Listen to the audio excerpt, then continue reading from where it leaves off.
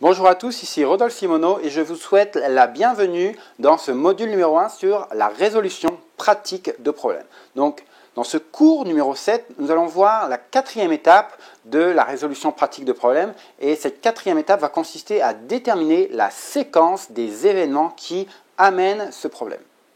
Donc l'objectif de cette quatrième étape, c'est véritablement, si on reprend cette image de l'enquête policière, c'est ce qu'on appelle la reconstitution des faits. Donc on a on a décrit le problème, on a clarifié le problème, on est là maintenant pour essayer de faire une reconstitution de manière à se mettre dans la situation dans laquelle ce problème va arriver. Et pour ce faire, donc c'est cette étape numéro 4 où on va déterminer les séquences des événements et on va devoir aller discuter avec les personnes qui vivent le problème et donc utiliser ce qu'on appelle de manière beaucoup plus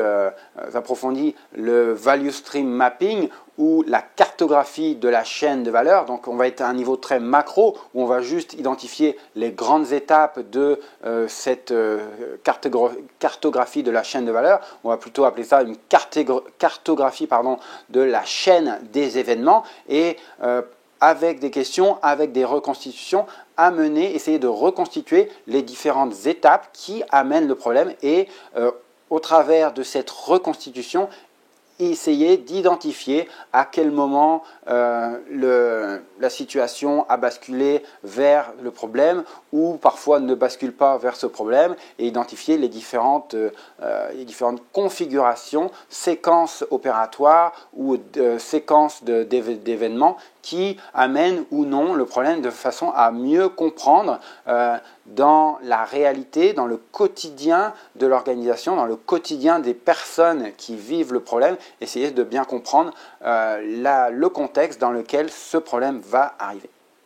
Pour établir cette séquence d'événements, dépendamment évidemment de l'organisation, de l'entreprise dans laquelle vous travaillez, vous allez pouvoir utiliser,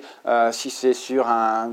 sur une séquence de travail, reprendre le travail standard, les séquences de travail standard pour vous aider à bien décomposer les différentes séquences qui amènent le problème. Si on est dans un processus administratif, essayer de reprendre les procédures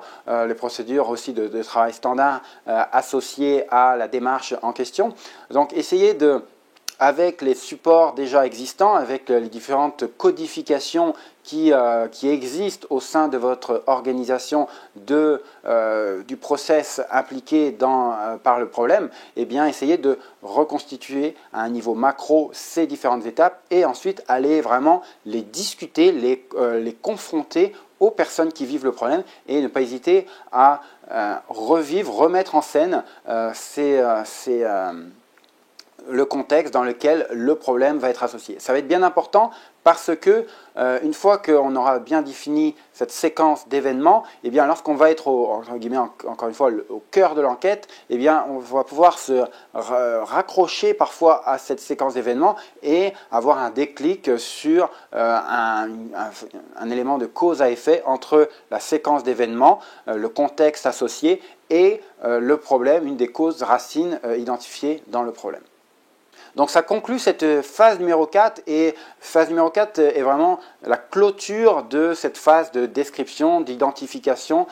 d'exposition de la situation ou du problème actuel et on va rentrer vraiment dans l'étape numéro 5 où on va rentrer vraiment dans la phase de résolution de problème et premièrement on va commencer par définir les différentes causes du problème.